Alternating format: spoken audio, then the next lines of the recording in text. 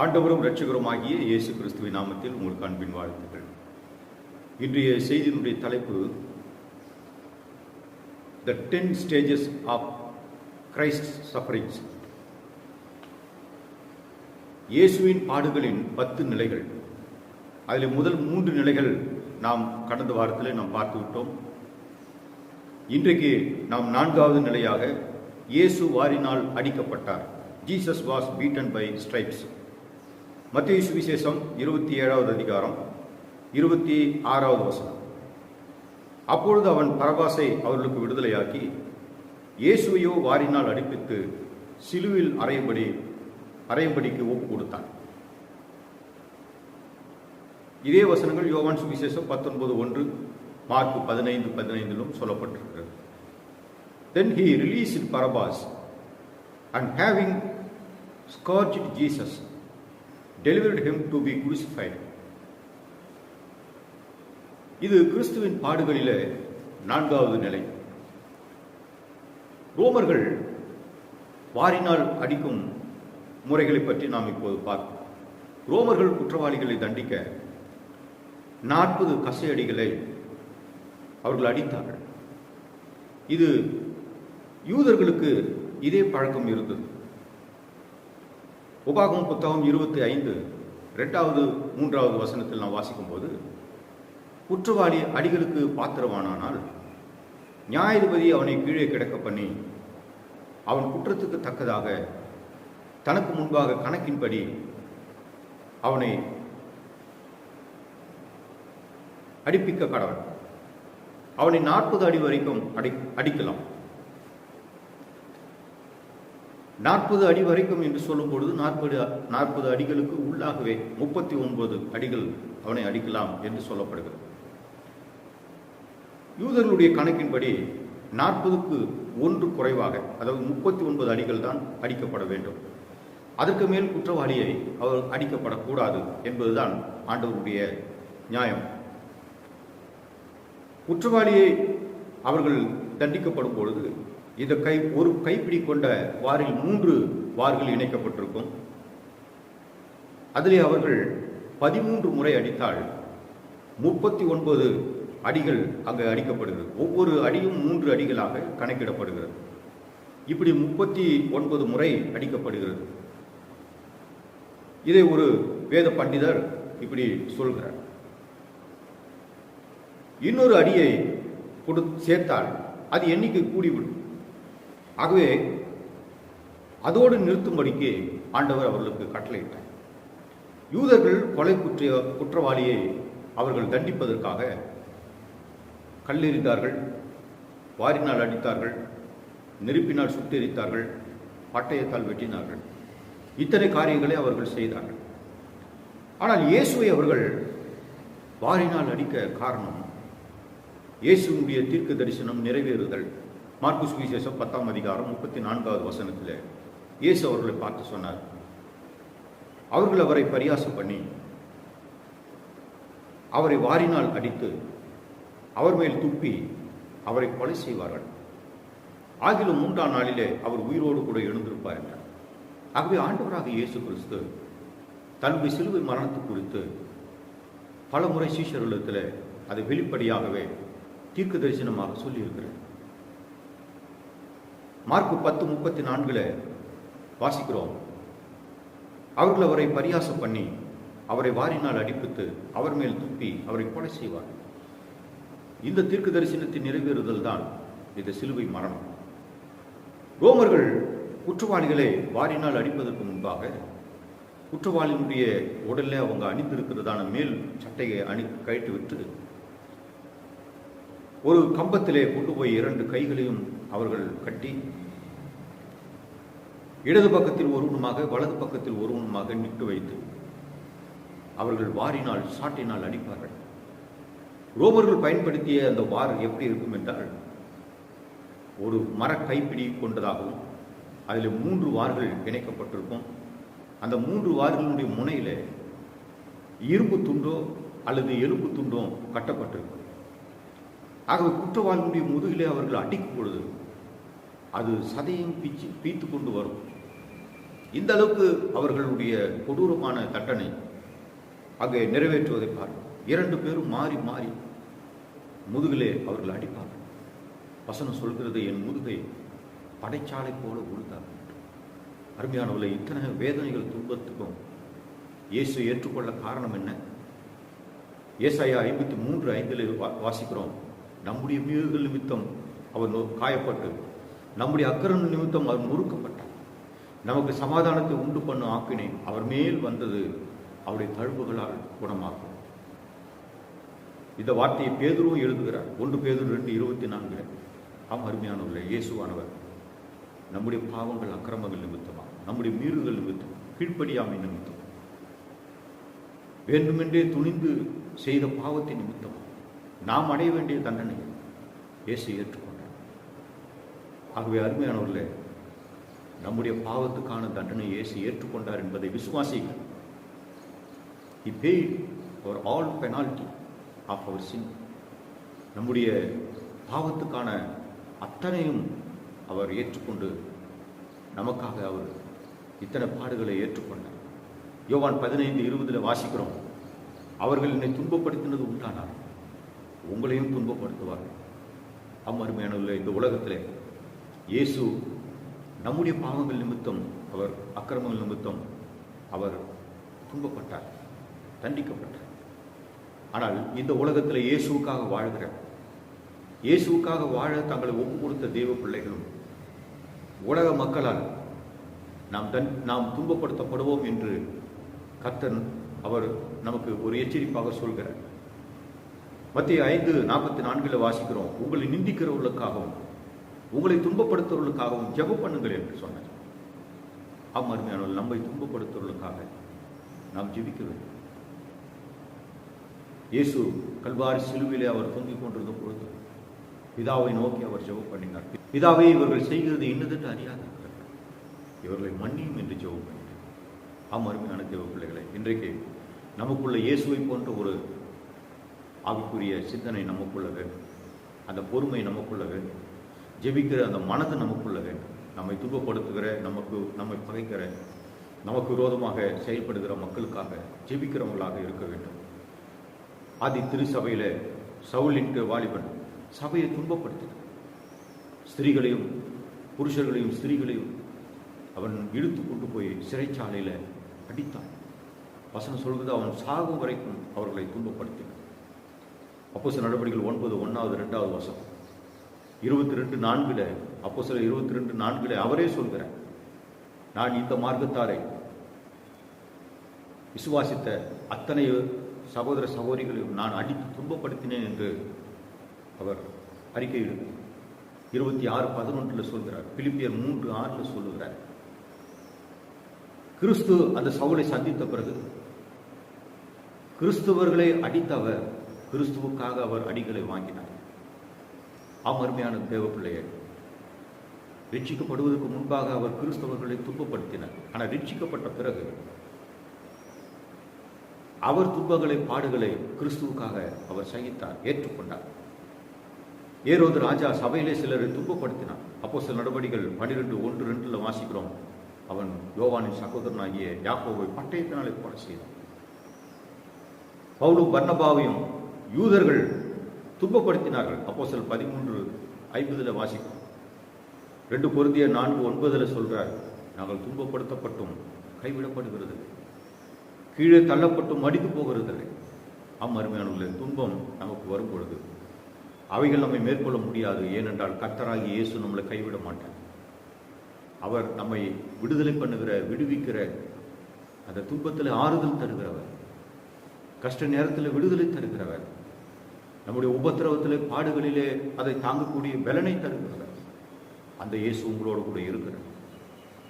ரோமர் 12:14 வாசிக்கிறோம், உங்களை துன்பப்படுத்துகிறவர்களை ஆசீர்வதிக்க வேண்டியதன்றி சபியாக இருக்கு.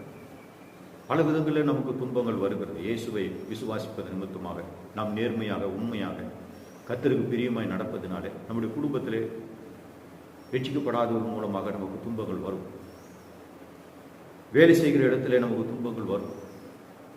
உலக சமுதாயத்திலே நம் பழகுகிற ஜனங்கள், சொந்த பந்தங்கள், உறவினர்கள் மத்தியில் நமக்கு பலவிதமான துன்பங்கள் வரும். காரணம், அவர்கள் செய்வது போல் நாம் செய்வது இல்லை. ஆகவே அவர்கள் நம்மை துன்பப்படுத்துவார்கள். பரிசுத்த பவுல் அவர் கலாத்திய நிருபத்தில் அவர் சொல்லும்போது சொல்கிறார், நான் ஏன் இத்தனை பாடுகள் துன்பங்களை அனுபவிக்கிறேன்? காரணம், நான் கிறிஸ்துவின் சிலுவை மரணத்தை குறித்து நான் சொல்வதனாலே, நான் யூதரோடு கூட ஒத்து போகாதனால. ஆகவே யூதரிலிருந்து ரட்சிக்கப்பட்ட அநேகர் கள்ள தீர்க்கதரிசிகளாக தவறான உபதேசத்தை பிரசங்கித்தார்கள். அவர்களை யூதர்கள் துன்பப்படுத்தவில்லை. காரணம், அவர்கள் நியாயப்பிரமாணத்தின்படி ரட்சிக்கப்பட்டு புறஜாதியிலிருந்து ரட்சிக்கப்பட்டு வருகிறவர்கள் நியாயப்பிரமாணத்தை கை கொள்ள வேண்டும், யூதர்களைப் போல சடங்குகளை செய்ய வேண்டும் என்று அவர்கள் சொன்ன பொழுது அநேகர் அதை விசுவாசித்தார்கள். ஆனால் பவுல் என்ன சொன்னார்? அப்படி அல்ல, நியாயப்பிரமாணத்தினாலே ஒரு மனிதனும் நீதிமான் ஆகிறதில்லை, அவைகளை செய்கிறவன் அவைகளால் பிழைப்பான். ஆனால் கிறிஸ்துவின் ரத்தம் மட்டுமே நம்முடைய பாவங்களை மன்னிக்கக்கூடியது. புறஜாதியாரிலிருந்து ரட்சிக்கப்பட்டு வந்தாலும் அவர்கள் யூதர்களுடைய சடங்குகளை செய்ய வேண்டிய அவசியம் இல்லை, நியாயப்பிரமாணத்தை கை கொள்ள வேண்டியதில்லை என்று சொன்ன பவுலை யூதர்கள் துன்பப்படுத்தினார்கள். ஆகவே மெய்யான சத்தியத்தை போதித்த பவுலுக்கு யூதர்கள் அவர்கள் அடித்தார்கள். கலாத்தியர் 4:29 வாசிக்கிறோம், மாம்சத்தின்படி பிறந்தவன் இஸ்மவேல், ஆவின்படி பிறந்தவன் ஈசாக்கை அவன் துன்பப்படுத்தினது போல இப்பொழுது நடந்து வருகிறது. ஆம், ரட்சிக்கப்படாமல் மாம்சத்தின்படி வாழ்கிற மக்கள் ஆவியின்படி பிறந்த ஆவிக்குரிய தேவ பிள்ளைகளை அவர்கள் துன்பப்படுத்துவார்கள். கண்டிப்பாக இந்த உலகத்தில் துன்பம் உண்டு. 2 தீமோத்தேயு 3:12 வாசிக்கிறோம், அன்றியும் கிறிஸ்து இயேசுக்குள் தேவ பக்தியாய் நடக்க மனதாய் இருக்கிற யாவரும் துன்பப்படுவார்கள். அருமையானவர்களே, கிறிஸ்து இயேசுக்குள் தேவ பக்தியாய் நடக்க மனது இருந்தால் உங்களுக்கு துன்பம் ஆரம்பித்து. காரணம், தேவ பக்திக்கு ஏதுவாக நாம் முயற்சி செய்ய வேண்டும், நாம் முன்னேற வேண்டும், துன்பத்தை நாம் ஜெயிக்க வேண்டும், பாடுகளிலே நாம் பொறுமையாக இருக்க வேண்டும். அந்த பொறுமை நமக்குள்ள வரும்படிக்குத்தான் இந்த துன்பங்கள் நமக்கு அனுமதிக்கப்படுகிறது. ஆகவே அருமையான தேவ பிள்ளைகளை, யாக்கோபு 5:11 வாசிக்கிறோம், இதோ பொறுமையாக இருக்கிறவர்களை பாக்கியவான்கள் என்று காண்கிறோமே. யோபின் பொறுமை குறித்து கேள்விப்பட்டிருக்கிறீர்கள், கர்த்தரின் செயலின் முடிவை கண்டிருக்கிறீர்கள். கர்த்தர் மிகுந்த உருக்கமும் இரக்கம் உள்ளவராக இருக்கிறாரே. அருமையானவர்களே, துன்பப்படுகிற கஷ்டப்படுகிற மக்களுக்கு கர்த்தர் ஒரு நல்ல பலனை தருகிறார். ஏன்னா கர்த்தருடைய செயலின் முடிவு என்ன தருகிறது என்றால் உயர்வை தருகிறது. வசனம் சொல்கிறது, அவரோடு கூட பாடுபட்டால் அவரோடு கூட ஆளுகையும் செய்வீர்கள். அப்படி என்றால் இந்த துன்பத்தின் படியாக செல்லுகிற தேவ பிள்ளைகள் மிகுந்த பொறுமையோடு அவர்கள் சகித்து கிறிஸ்துவுக்குள்ளாக அவர்கள் விசுவாசத்தோடு இருக்கும் பொழுது கர்த்தர் நிச்சயமாக அந்த துன்பத்திலிருந்து ஆண்டவர் விடுதலை தருகிறார். யோபின் சிறையிருப்பை கர்த்தர் மாற்றினார். அதுபோல கர்த்தர் உங்கள் துன்ப பாடுகளிலிருந்து உங்களுக்கு விடுதலை கொடுத்து உயர்வை தருகிறார், ஆசீர்வாதங்களை தருகிறார். உண்மையானவர்களே, ரோமர் 12:12 வாசிக்கிறோம், உபத்திரவத்தில் பொறுமையாக இருக்கிறேன். இந்த சுபாவம் நமக்குள்ள வர வேண்டும். அதுக்காக நாம் ஜெபிக்க வேண்டும். ஆண்டவரே, நான் உபத்திரவத்திலே நான் பொறுமையாக இருக்க எனக்கு உதவி செய்தார். துன்ப வேலையிலே நாம் பொறுமையாக இருக்க தேவ சமூகத்தில் உங்களை அர்ப்பணிங்கள். அருமையானவர்களே, ஆகவே இது அவ்வளவு அந்த பொறுமையானது நமக்குள்ள வரும்படிக்கு அது சுயம் சாக வேண்டும். அது துன்பம் பாடுகள் சகிக்கிற மக்களுக்குள்ள அந்த சுயம் நான் என்கிற ஈகோ அது முற்றிலுமாக அது சாம்பலாக மாற வேண்டும். ஆகவே அப்படி ஆண்டவர் நம்முடைய வாழ்க்கையில் அந்த சுயத்தை அதை உடைத்து நமக்குள்ளாக பொறுமையும் தாழ்மையும் கீழ்ப்படிதலையும் விசுவாசத்தையும் நமக்குள்ள உருவாக்கும்படிக்குத்தான் ஆண்டவர் இப்படிப்பட்ட துன்பங்களை கர்த்தர் நம்முடைய வாழ்க்கையில் அனுமதிக்கிறார். 5வது காரியம் பார்க்கிறோம், ஒரு சிவப்பு அங்கி, ஒரு முள் கிரீடம். They put on him a scarlet robe. They put a crown of thorns upon his head. இயேசு கிறிஸ்துவுக்கு ஒரு சிவப்பான அங்கியை அவர்கள் தரித்தார்கள். மத்தேயு சுவிசேஷம் 27, 28, 29 வசனங்களை நாம் வாசிக்கும் பொழுது அவர் வஸ்திரங்களை கயிற்றி சிவப்பான மேலங்கியை அவருக்கு உடுத்தி முட்களால் ஒரு முடியை பின்னி அவர் சிரசின் மேல் வைத்து அவர் வலது கையின் ஒரு கோலை கொடுத்து அவர் முன்பாக முழங்கால் படியிட்டு யூதருடைய ராஜாவை வாழ்க என்று அவரை பரியாசம் பண்ணினார். அருமையானவர்களே, ஆண்டவராக இயேசுவானவர் அவர் ராஜாவாக இந்த உலகத்தில் பிறந்தார். யூதருக்கு ராஜாவாக பிறந்தார். மத்தேயு 2ஆம் அதிகாரத்தில் முதல் 2 வசனங்களை வாசிக்கிறோம். யூதருக்கு ராஜாவாய் பிறந்திருக்கிறவர் எங்கே என்று சாஸ்திரிகள் அவரை தேடி வந்தார்கள். இப்பொழுது சிலுவையில் அறைவதற்கு அவர்கள் செய்கிற குற்றச்சாட்டு என்ன, சொன்ன குற்றச்சாட்டு என்ன? அவர் யூதருக்கு ராஜா என்று சொல்றார். அவர் தன்னை தேவகுமாரன் என்று சொல்றார். மெய்யாகவே அவர் ராஜா தான். இந்த உலகத்தை ஆளக்கூடிய அவர் ராஜாதி ராஜா. அருமையான தேவ பிள்ளைகளை, இது அறியாத அந்த போச்சேவகர்கள் இயேசு கிறிஸ்துவை பரியாசம் பண்ணுகிறார்கள். இயேசுவை 40 அடிக்கு 1 அடி குறைவாக 39 அடிகள் அடித்த பிறகு அவரை கட்டவிழ்த்து அவரை இழுத்து கொண்டு வந்து அவருக்கு இந்த சிவப்பான மேலங்கியை உடுத்துகிறார்கள். வசனம் சொல்கிறது, ஏசாயா 1:18 வாசிக்கிறோம். வழக்காடுவோம் பாருங்கள் என்று கர்த்தர் சொல்லுகிறார். உங்கள் பாவங்கள் சிவேர் என்று இருந்தாலும் உறைந்த மழையை போல் வெண்மையாகும், அவைகள் இரத்தாம்பரம் போல் இருந்தாலும் பஞ்சை போலாகும். ஆகவே இந்த சிவப்பு நிறம் எதை குறிக்கிறது? பாவம். நம்முடைய பாவங்கள், அக்கிரமங்கள் அவர் மேல் சுமத்தப்பட்டது. உங்கள் பாவங்கள் சிவேர் என்று இருந்தாலும் அது வெண்மையான பஞ்சை போலாகும். இரத்தாம்பரம் போல இருந்தாலும் அது வெண்மையான பஞ்சை போலாகும். சிவேர் என்று இருந்தாலும் அவைகள் உறைந்த மழை போலாகும் என்று ஆண்டவருடைய வார்த்தை சொல்வது. ஆண்டவராக இயேசு இந்த சிவப்பாடையை அவருக்கு உடுத்த காரணம், அவர்கள் அவரை ராஜா அல்ல என்று புறக்கணித்தார்கள். நீர் எங்களுக்கு வேண்டாம் என்று புறக்கணித்தார். அவமானப்படுத்தினார், அசிங்கப்படுத்தினார்கள், தூஷித்தார்கள், அவரை பரியாசம் பண்ணினார்கள். அருமையான தேவ பிள்ளைகளே, இந்த இயேசுவுக்கு இப்படிப்பட்ட தீமையான காரியத்தை அவர்கள் செய்தார்கள். இன்றைக்கும் உலகம் கிறிஸ்தவர்களை அவமதிக்கிறது, புறக்கணித்து தள்ளுகிறது, அவமானப்படுத்துகிறார்கள். ஆனாலும் ஆண்டவராக இயேசு அவர் அத்தனையும் பொறுமையோடு கூட அவர் என்ன செய்தார்? சகித்தார். அவர் அவமான நிந்தைகள், பரிகாசத்தை இயேசு சகித்தார். அதுக்கு காரணம் பாவி என்கிற அவமானத்திலிருந்து நம்மை விடுதலை ஆக்கும்படிக்குத்தான், நீதி என்கிற கணத்தை நாம் பெற்றுக்கொள்ளும்படிக்குத்தான் இயேசு அந்த அவமானத்தை நமக்காக சுமந்தார். அருமையானவர்களே, இப்படிப்பட்ட ஒரு கணத்தை, பாவியான நம்மை பரிசுத்த மனிதனாக மாற்றும்படிக்கு, நீதிமானாய் மாற்றும்படிக்குத்தான் இயேசு இத்தனை அவமானங்களை அவர் ஏற்றுக்கொண்டார். முள் கிரீடம் அவர் மீது சுமத்தப்பட்டது. யூதேயா மலை தேசங்களில் காணப்படுகிற இந்த வெள்ளை நிறம் கொண்ட இந்த முட்கள் அதிகமாக காணப்படுகிறது. அந்த முட்களினால் ஒரு முடியை பின்னினார்கள். அந்த முட்கள் 4 இன்ச்சு முதல் 7 இன்ச்சு வரைக்கும், அதாவது அங்குலம், 4 அங்குலம் முதல் 7 அங்குலம் வரைக்கும் இதனுடைய நீளம் இருக்குமா.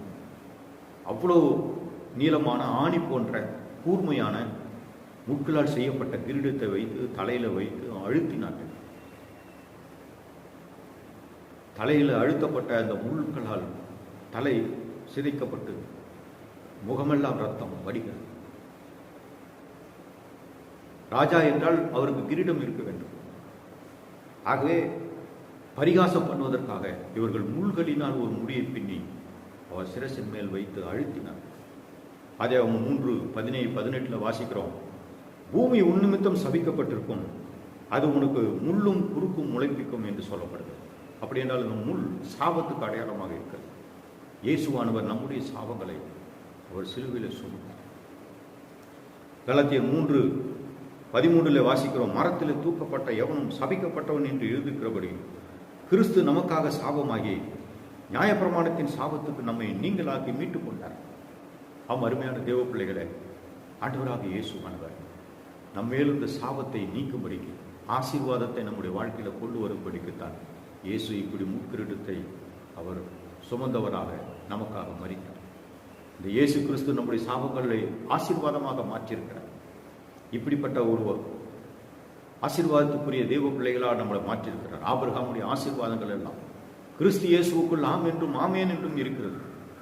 இப்படி இயேசு எப்பொழுது உங்கள் பாவங்களை மன்னித்தாரோ அப்பொழுதே உங்கள் சாபங்களையும் உங்களை விட்டு நீக்கிவிட்டார். ஆகவே மூதாதருடைய பாவமோ முன்னோருடைய பாவமோ உங்களை தாக்குவதில்லை, உங்களுக்கு எந்த பாதிப்பும் கொண்டு வராது. எப்படி இயேசு சகல பாவங்களையும் அவர் நீக்கி இயேசுவின் இரத்தத்தால் சுத்தமாக்குகிறாரோ அதுபோல நம்முடைய எல்லா சாபங்களையும் நீக்கி விடுகிறார். இயேசு கிறிஸ்துவனுடைய 1000 வருட அரசாட்சியில இந்த பூமியில் அனைத்து சாபங்களும் நீக்கப்பட்டு எங்கும் செழிப்பும் ஆசீர்வாதம் உண்டாகும், பூரிப்பு உண்டாகும் என்று வசனம் சொல்கிறது. வெளிப்படுத்தல் 22:3 வாசிக்கிறோம். இனி ஒரு சாபம் இராது, தேவனும் ஆட்டுக்குட்டியானவரும் இருக்கிற சிங்காசனம் அதில் இருக்கும் என்று வசனம் சொல்கிறது. ஆம் அருமையான தேவ பிள்ளைகள், அப்படிப்பட்ட சாபம் இல்லாத ஒரு ஆசீர்வாதமான இடத்துக்கு கர்த்தர் நம்மை கொண்டு செல்ல விரும்புகிறார். லூக்கா சுவிசேஷம் 23:31 வாசிக்கிறோம். பச்சை மரத்துக்கு இவைகளை செய்தாள், பட்ட மரத்துக்கு என்ன செய்ய மாட்டார்கள் என்று சொல்கிறார். ஆகவே ஆண்டவராக இயேசு கிறிஸ்துவுக்கு இத்தனை பாடுகளை அவர்கள் செய்தார்கள். பட்ட மரமாகிய உங்களுக்கு என்ன செய்ய மாட்டாங்க. ஆகவே இப்படிப்பட்ட கெடுதலை செய்தாலும், துன்பத்தை கொடுத்தாலும், உபத்திரவத்தை கொடுத்தாலும் நீங்கள் அதை ஏற்றுக்கொள்ளுங்கள். நிச்சயமாக கர்த்தர் உங்களை ஆசீர்வதிப்பார். 6வது நிலையை பார்க்கிறோம். அவரை சிலுவையில் அறையும்படி கூட்டிச் சென்றார்கள். They led him away to crucify him.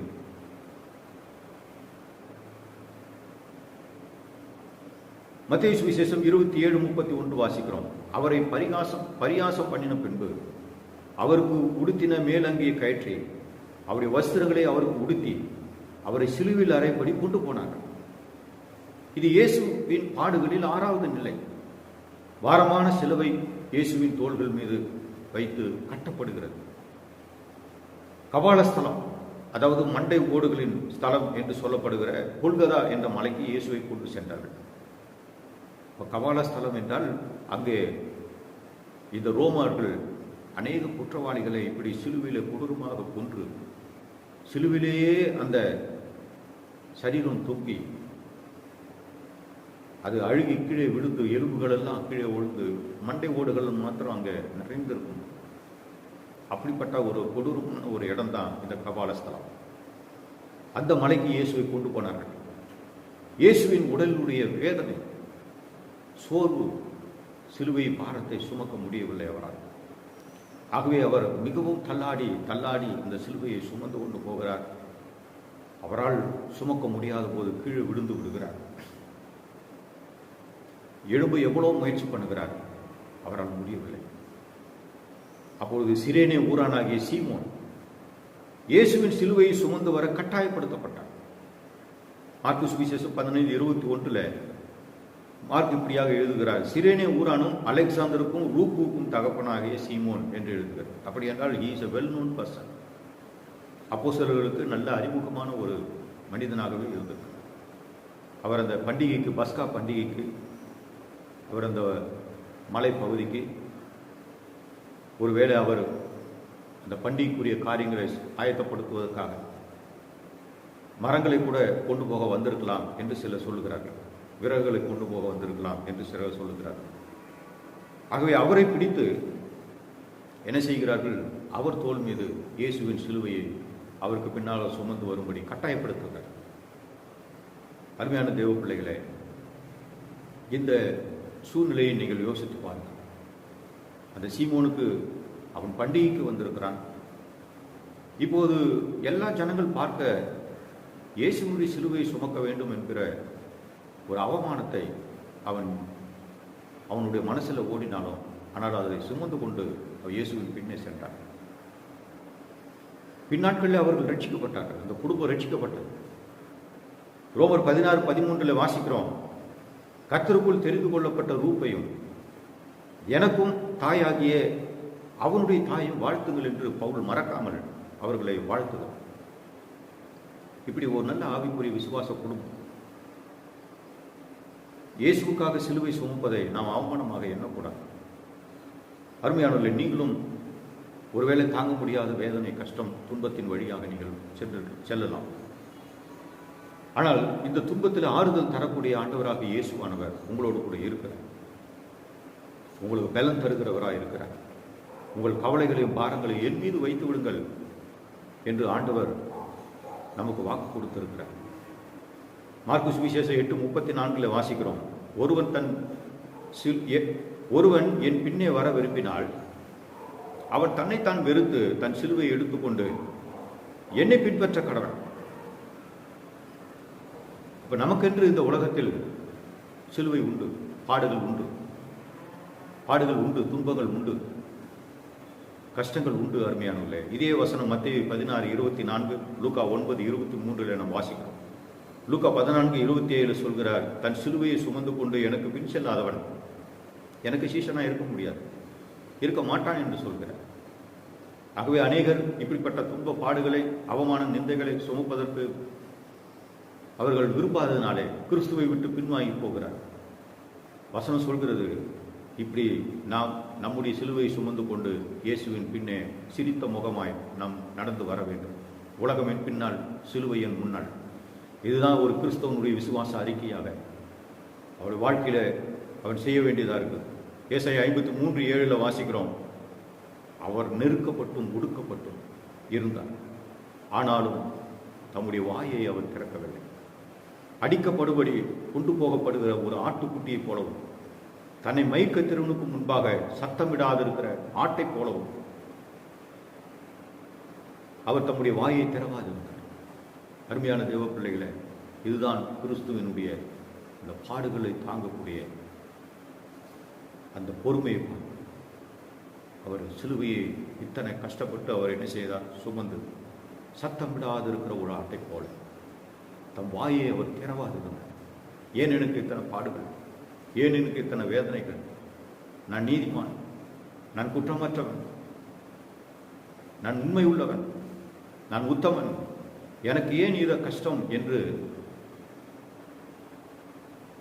ஒரு விசுவாசியை போல அவர் புலப்படுகிறார். ஆகவே அருமையானவர்களே, நாமளும் இப்படி புலம்பாதபடிக்கு கிறிஸ்துவுக்கு முன்பாக அத்தனையும் நாம் சுமந்து கொண்டு ஆண்டவருக்கு பின்னே நாம் செல்வோம். 1 பேதுரு 2:23 சொல்லும்போது, அவர் வையப்படும் போது பதில் வையாமலும், பாடுபடும் போது பயமுறுத்தாமலும் நியாயத்திற்கு செய்கிறவருக்கு தம்மை ஒப்புவித்தார்.